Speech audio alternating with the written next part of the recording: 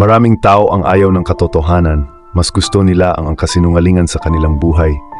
Ayaw nilang makita kung ano ang tunay na mangyayari sa kanilang buhay. Kaya naman matagal ang proseso ng buhay nila. Marami sanang tao ang nakakamit ang masagana at payapang buhay. Kung hinaharap pang nila ang katotohanan sa buhay nila, ang kaso mas gusto pa nila ang magkunwaring walang alam kaysa harapin kung ano ang totoo. Humahaba ang buhay nila na puro paghihirap ang kinakaharap dahil tinatanggi nila kung ano ang totoo sa kanilang buhay. Namamatay ang iba nang hindi nalalaman kung ano ang totoo tungkol sa kanila. Kaya naman pumipila uli sila ng pagkahaba-haba upang mabuhay muli at balikan ang buhay upang ituwid ang kanilang pagkakamali. Ngunit kapatak na lang sa ulan ang tsansa nila para makabalik sa mundo ng mga tao.